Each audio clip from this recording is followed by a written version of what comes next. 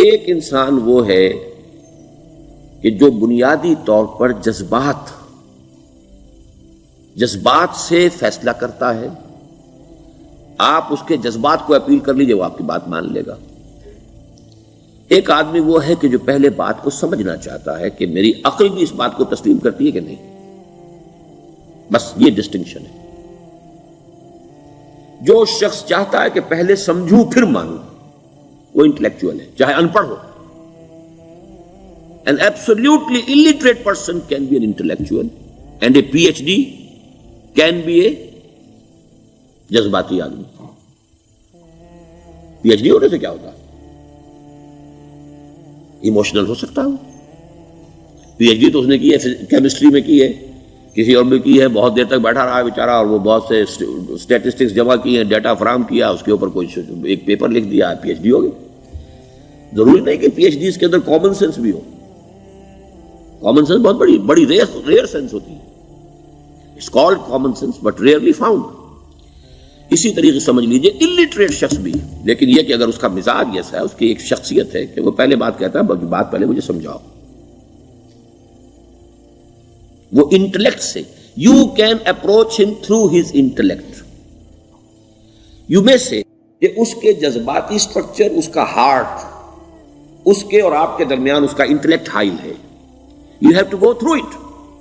You can't reach his heart except through his intellect. ایک آدمی وہ ہوتا ہے جس کا یہاں کچھ ہے نہیں، کوئی نظریہ نہیں، کوئی خیال نہیں، نہ وہ عقل سے کوئی زیادہ سوچتا ہے، نہ کوئی. آپ نے اس کے اچھی بات کہی، اس کے دل میں اتر گئی. از دل خیزت بر دل ریزت. خلوص کے ساتھ آپ نے ایک بات کہی، بات اچھی تھی، اس کی فطرت نیک تھی، اس نیک فطرت اس بات جا کے اپیل کر گئی. And he starts going with you. میں نے تبلیغی جماعت کا اور ان تحریکوں کا جہاں تقابل کیا ہے کہ تبلیغی جماعت کی جو اپیل ہے ایموشنل ہے، انٹلیکچوئل نہیں ہے.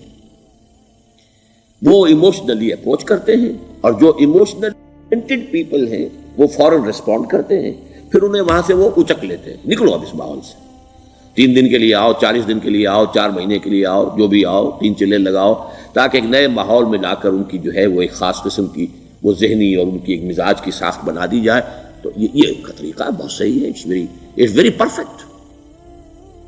ان کی میتھڈالوجی میں کوئی لوپ ہول نہیں ہے، یہ میں آپ کو بتا دیتا ہوں. اس لیے کہ آج اس کے شخص کے دل میں ایک اچھا جذبہ ابھرا ہے، اور وہ کل ہو سکتا ہے نہ رہے. یو کیش اٹ، ابھی کیش لو، ان سے نقد لو، نکالو بھائی، وقت نکالو، نقد. اور ان کا بڑا پیارا جملہ ہے، گھر گئے تو گر گئے. بڑا پیارا جملہ، گھر گئے تو گر گئے. یعنی یہی وعدہ تو کر لو نا کہ بھائی ارادے تو کر لو. بڑا پیارا انداز ہے یہ، بھائی ارادے تو کر لو. وہ ارادہ کر لیا تو آپ ایک وعدے کی وجہ سے بند گئے. اب یہ کہ اچھا بھائی چلو نکلو، اب نکل گئے تو پھر تو ان کے قابو میں آئی گئے. اب آپ انہوں نے 24 گھنٹے وہ آپ کو جو ہے اس میں رکھنا ہے کہ وہ آپ اپنی ساری سوچ وہ سب کی سب جو ہے وہ سب جاتی رہے گی. تو یہ اپنی جگہ پر it's a very perfect methodology, لیکن اس کی اپیل لمیٹڈ ہے to emotional people, not to intellectuals. ہاں ان میں ہے پروفیسرز ہیں، یہ ہیں ڈاکٹرز ہیں، لیکن وہ ضروری نہیں کہ انٹلیکچوئل ہے. پروفیشنل ہے، ان کا ایک اپنا ایک سمجھ ہے، اس میں کام کرتے ہیں.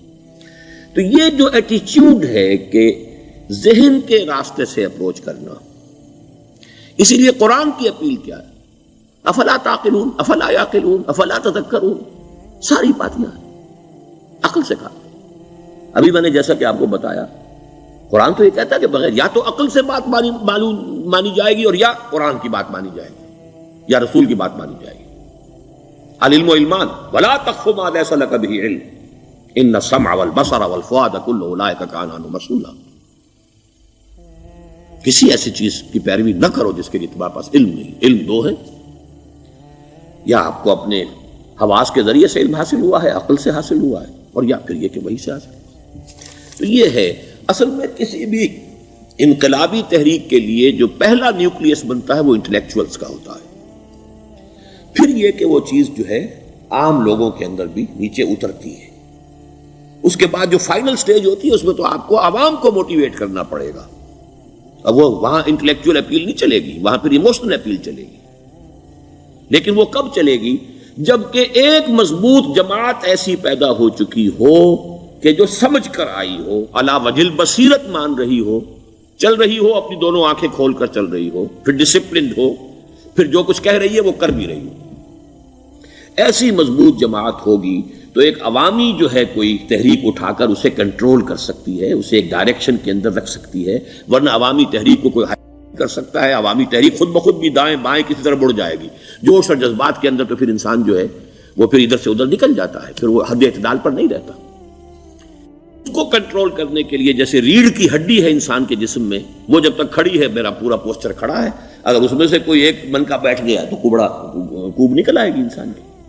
تو وہ ریڑھ کی ہڈی جو ہے وہ جماعت ہے، انقلابی جماعت، جو کہ اسلامی انقلاب میں حزب اللہ، جو ہم تنظیم اسلامی کے تحت کوشش کر رہے ہیں بنانے کی، اور یہ کہ اس کے لیے انٹلیکچوئل اپروچ کے لیے یہ سارا معاملہ ہے کہ جو اسلام کی نشأت ثانیہ سے شروع ہوا، اور یہ سارا کام جو اب ہو رہا ہے، آپ سے بات ہو رہی ہے، آپ کو سمجھانے کی کوشش ہو رہی ہے کہ دین کو سمجھیے کہ دین ہے کیا، اس کا ہدف کیا ہے، اس کا بیسس کیا ہے، اس میں پرائرٹیز کیا ہیں، یہ ساری چیزیں کہ سمجھ سے آئیں آپ کے اندر، پھر آپ سمجھ کر اس شے کو قبول کریں، یہ ہماری پرائرٹی ہے۔ ہم آپ کو ایموشنلی موٹیویٹ کر کے حرکت میں نہیں لانا چاہتے، وہ سٹیج آئے گی، جب آئے گی، اگر وہ مضبوط جماعت پہلے تیار ہو جائے تو پھر وہ سٹیج آئے گی، پھر عوام کو موٹیویٹ کریں گے۔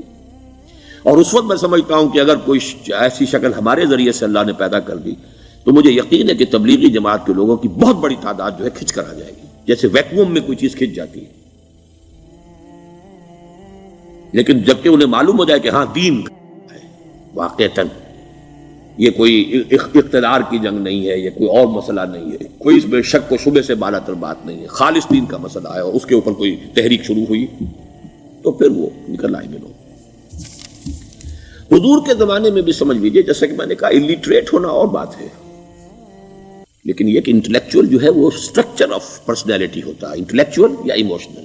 یہاں پر ایک جملہ ذرا نوٹ کر لیجیے اگر آپ کے علم میں نہ ہو، جبران، خلیل جبران جو ہے یہ ایک عیسائی مصنف تھا، عرب لبنان کا، لیکن بہت بڑا ادیب تھا، تو اس کا ایک جملہ ہے، عقل سے روشنی حاصل کرو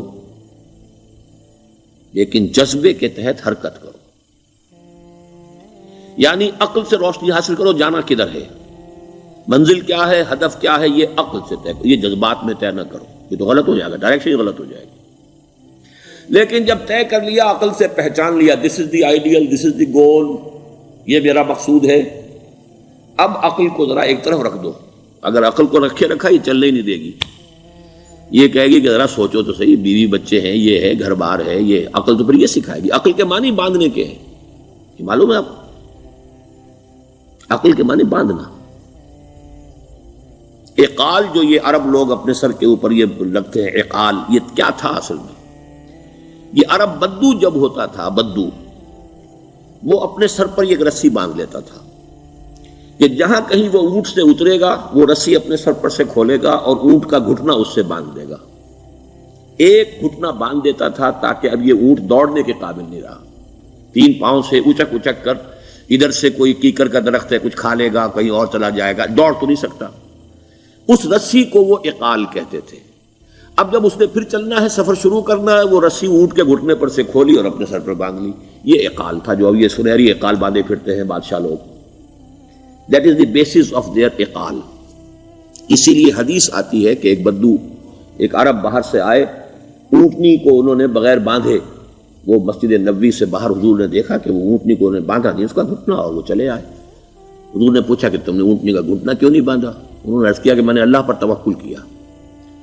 تو حضور نے فرمایا یہ غلط ہے، اعقلھا ثم توکل، پہلے اس کو باندھ دو پھر توکل کرو۔ اسباب اور وسائل و ذرائع کا استعمال یہ تم پر لازم ہے، لیکن توکل اس پر نہ کرو، توکل اللہ پر۔ یہ ہے بیسک جو یعنی بیلنسڈ رائے ہے کہ آپ ایسے بالکل اسباب سے مستغنی ہو جائیں تب بھی غلط بات ہے، آپ you do what ever you can do, لیکن یہ کہ اس کے بعد یہ نہ سمجھو کہ میرے اس کرنے سے کچھ ہو جائے گا، یہ میرے وسائل اور ذرائع سے کوئی نتائج نکل آئیں گے، نتیجہ اللہ کے ہاتھ میں۔ تو اعقلھا ثم توکل، یہ اعقل، عقل کے معنی باندھنا، پہلے باندھو اس کو۔ تو اگر چلنے میں تو عقل کو ایک طرف رکھ دو، بے خطر کود پڑا آتش نمرود میں عشق، عقل ہے محو تماشائے لبے بام ابھی۔ عقل تو نہیں اجازت دے سکتی تھی حضرت ابراہیم کو کہ کود جاؤ آگ میں، عقل تو یہی کہتی نا کہ بابا جان خامخواہ دینی ہے، اگر تم اپنے آپ کو بچا لو گے، اس وقت کوئی ہیلا کر لو، کوئی تھوڑا سا نمرود کی خوشامد کر لو، چھوڑ دے تو پھر اس کے بعد توحید کی دعوت دینا. لیکن یہ کہ زندگی ختم ہو گئی تو توحید کی دعوت کون دے گا؟ عقل تو یہ سکھاتی نا، پٹی پڑھاتی. لیکن بے خطر کود پڑا آتش نمرود میں عشق. عقل ہے محو تماشائے لبے بام ابھی. عقل تو وہیں بیٹھی دیکھ رہی ہے کہ یہ کیا کیا اس نے، یہ jumped, he should not have jumped. تو عقل سے روشنی حاصل کرو. ڈائریکشن کیا ہے، گول کیا ہے، جانا کیا ہے، یہ طے کرو عقل سے. اس میں جذبات کو دخل نہ آنے دو، اور جب چلنا ہے تو اب عقل کو طے کر کے رکھ دو، اور اب جذبے کے تحت حرکت کرو. بہت عمدہ جملہ ہے.